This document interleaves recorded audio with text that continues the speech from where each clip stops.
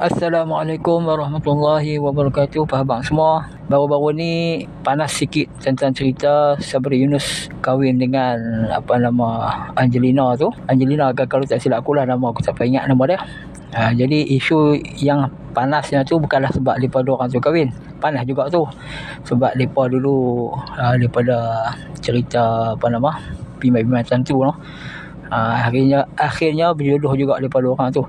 Yang jadi isu sekarang ni tentang akad nikah mereka tu. Baik, kemarin Maza telah jadi tukang akad nikah tu. Masalah tak ada, okey, tak ada masalah. Cumanya jadi petikai pasal Sabri Yunus bila mengucapkan kabul tu, dia hanya sebut aku terima, tanpa sebut nikah ataupun dia tak sebutlah kata aku terima nikahnya bla bla bla bla.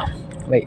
Jadi dalam mazhab Syafi'i ni, yang muktamadnya kena sebut nikah tu. Qabil tu nikah maksudnya aku terima nikahnya. Itu yang penting. Walaupun ada pandangan daripada mazhab kita juga kata sah, dan ada mazhab lain mengatakan sah. Okeylah, tak apalah, kita berlapang dada kata sah lah contohnya. Tapi masalahnya geng-geng Wahabi ni, dia kata nikah macam ni simple, ikut sunnah dan sebagainya. Dia condemn pula cara yang kita duk buat sekarang ni, menyusahkan si pengantin tu. Bagi aku tak payah pun lafaz nikah tu, ijab, lafaz kabul tu tak susah pun. Aku terima nikahnya dengan mas kahwin yang tersebut. Apa masalah yang tak susah mana pun. Tapi dengan Wahabi ni dia payah belaka, dia benak semacam. Baik, yang aku nak kongsikan dalam YouTube aku hari ni tentang pencerahan yang diberi oleh Syekh Nuruddin dalam masalah ni. Aku rasa aku tertariklah dengan pandangan Syekh, sebab dia kata dalam bab nikah kahwin ni kita tak boleh simple sangat. Kita kena ikhtiyat.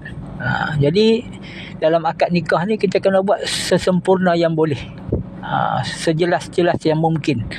Sebab apabila menikah ni dia melibatkan benda lain, melibatkan nasab keturunan, melibatkan harta pusaka dan banyak lagi lah. Kan, jadi benda ni kena ikhtiyat lah. Menikah ni bukan kita beli macam beli kereta kan, nak beli benda-benda kat shopping kompleks dan sebagainya. Jadi kita kena ikhtiyat. Aku tertarik, so aku kongsikan video dia. Jom kita dengar sama-sama lah. Bab sah tak sah tu biar api kat mereka lah. Kalau mazhab kita tak sah lah, seeloknya buat sekali lagi akad nikah tu. Okey, jom kita tengok.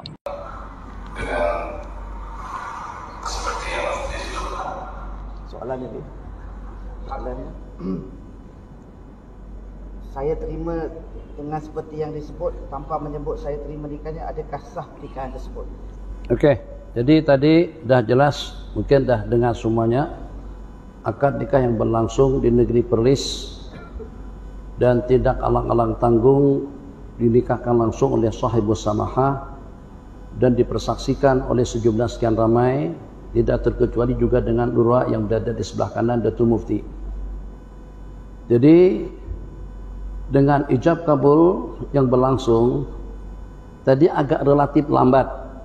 Ijab kabul itu disyaratkan segera bersambung, tidak ada fasal, tidak ada pemisah antara ijab dengan kabul. Tadi agak relatif lambat. Saya tidak katakan lambat, tapi agak relatif, sikit agak lambat. Aku nikahkan kamu dengan Mas Diata binti Haji Abdul Qahar dengan mas kawinnya seperangkat ala solat. Saya terima akan nikah Mas Diati dengan mas kawinnya seperangkat ala solat. Atau saya terima akan nikahnya dengan mas kawin yang telah disepakati. Atau saya terima akan nikahnya dengan mas kawin yang telah disebutkan. Itu okey. Jadi yang pertama, yang agak janggal dengan akad nikah yang berlangsung tadi itu agak relatif, paham bahasa relatif, sikit agak terlambat kabulnya daripada ijab kabul. Jadi seperti menjawab salam itu segera, seperti ijab kabul itu juga segera. Tadi itu agak lambat sedikit. Saya tidak mempermasalahkan daripada sudut situnya, tapi itu secara ihtiyatnya eloknya diulang sekali lagi. Yang kedua, setelah diijab oleh sahibus samahah, ternyata dengan jawaban daripada si pengantin tadi itu, saya terima dengan seperti yang tulis itu. Dalam bahasa Melayu pun janggal bahasa itu. Saya terima dengan seperti yang disebutkan. Begitu? Saya terima dengan seperti yang disebut. Saya terima dengan seperti yang disebut. Kita ditapa di bahasa Melayu ke? Saya terima dengan mas kawin yang telah disebutkan tadi. Bahasanya cantik sedikit. Saya terima dengan seperti yang disebut. Terima yang. Kemudian seperti yang disebut. Tak ada masalah. Seperti atau dengan yang atau dengan seperti yang disebut itu tentang mahar itu tidak problem. Tapi kalau dalam bahasa Arab ada yang namanya fi'il, fa'il, maf'ul. Di situ tidak ada maf'ulnya. Terima apa? Aku terima apa? Terima duit, terima kereta, terima loan, terima pinjaman. Jadi kena ada sebutkan maf'ulnya. Aku terima akad nikahnya dengan mas kawin yang disebutkan tadi. Itu oke. Itu oke. Jadi yang mensahkan, kalau disahkan oleh sesiapapun tetap tidak sah. Apalagi secara pasti itu tidak sah.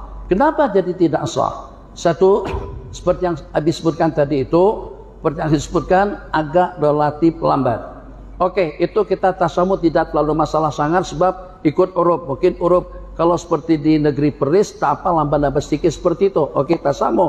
Tapi pada saat ketika menerima maf'ul bihnya itu kita kena sebut dalam bahasa Arab pun qabiltu nikahaha linafsi atau qabiltu nikahaha bil mahril musamma atau qabiltu nikahaha bima dzukir. Aku terima akan nikahnya dengan mas kawin yang disebutkan. Tak mesti sebut mas kawin secara rinci. Dengan mas kawinnya seperangkat Indonesia, seperangkat alat sholat, seuntai cincin emas, dan juga dengan seuntai berlian panjang. Jadi pada waktu menjawabnya, as-su'alu mu'adun bil jawab, itu kalau dalam bentuk pertanyaan. Ini bukan dalam bentuk pertanyaan, ini dalam bentuk ijab kabul. Maka pada waktu kita menerima, tidak mengapa dengan kita menerima tentang mahar yang disebutkan tadi itu kita tidak rincikan. Saya terima akad nikahnya dengan mahar yang telah kita sepakati. Oke. Aku terima akad nikahnya dengan mahar yang telah disebutkan tadi pun juga oke. Bil mahril mazkur atau bidzalik dengan yang demikian. Tapi aku terima dengan seperti yang disebut, itu kita pun susah paham. Oke.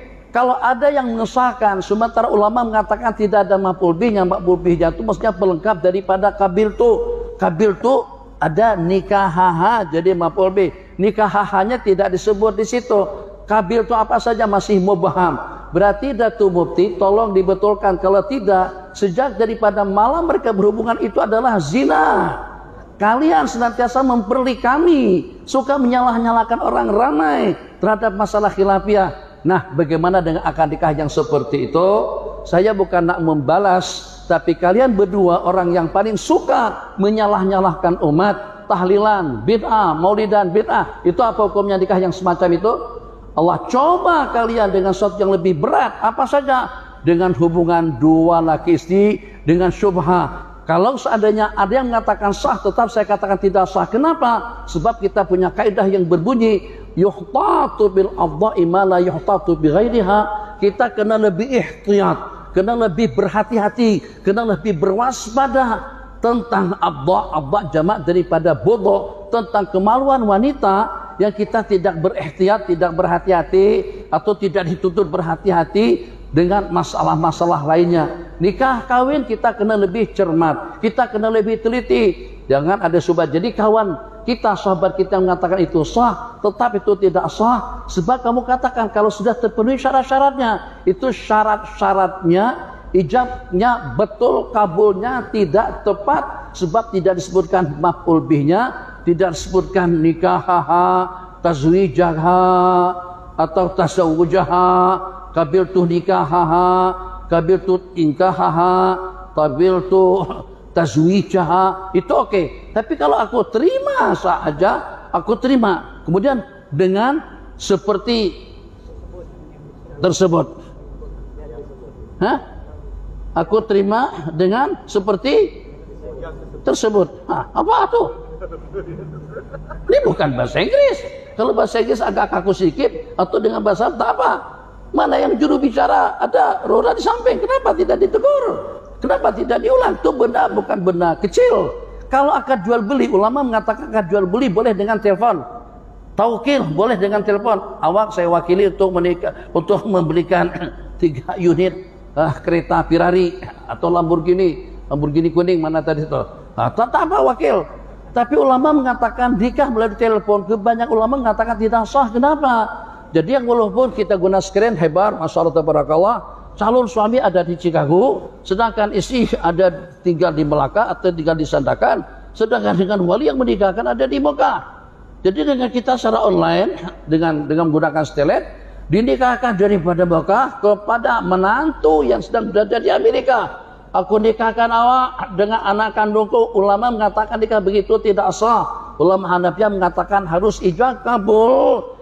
Suami yang menjadi mempelai dan dengan wali yang menikahkan harus terkumpul di tempat yang sama. Kenapa ya fuqaha? Kenapa ya ulama? Sebab kata mereka dalam kaidah yuhtatu fil abda'i ma la yuhtatu bi ghairiha. Kita kena lebih ihtiyat, lebih berwaspada, lebih berhati-hati dalam masalah nikah kawin. Perkara yang kita tidak ketat seperti itu dengan hal-hal lainnya. Jual beli secara online silahkan, banyak yang membolehkan. Atau juga wakalah, mewakilkan sesuatu kepada seorang secara telepon, silahkan.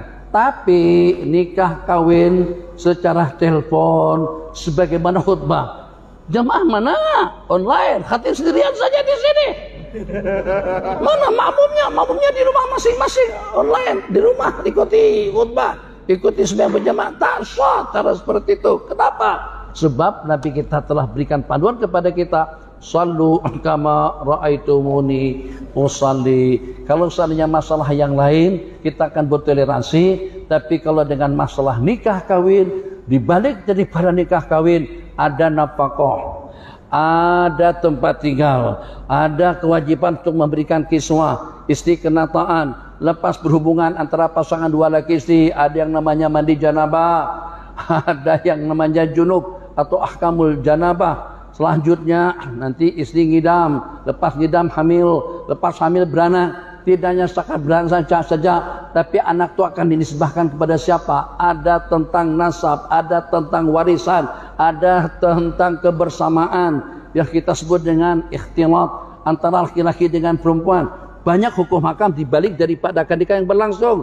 Berpelukan, berciuman, berpegang-pegangan, cubit-cubitan, hoi. Tak boleh, kecuali kalau sudah jadi pasangan dua laki istri. Kalau hanya setakat berpacaran saja tidak. Kenapa? Sebab ini bab nikah. Dibalik daripada nikah merentet beberapa masalah hukum. Di antaranya yang secara global saja, hukum jima, hukum mubasyarah, di antaranya hukum nasab, di antaranya hukum warisan, di antaranya hukum iddah kalau pada itu bercerai. Itu semuanya berpunca daripada akad nikah yang berlangsung. Maka daripada mimbar ini saya menyuruh kepada sahibus sama'ah dan juga dengan Rora, kawan-kawan yang terbabit pada akad nikah tersebut, secepat kilat kalian kena perbetulkan. Kalau tidak hubungan mereka itu sama dengan hubungan zina. Mereka tidak salah sebab mereka tidak paham hukum. Tapi kalian yang paham hukum tidak boleh dengan cara yang remang-remang seperti itu. Ini bukan perkara tahlil tak tahlil tak kisah, kunut tak kunut tak kisah, baca zikir nyaring tak ada masalah tuh khilaf. Tapi kalau dengan cara yang tadi itu khilaf cukup membahayakan. Hadza wabillahi taufik wa sallallahu ala sayyidina Muhammadin wa ala alihi wasallam.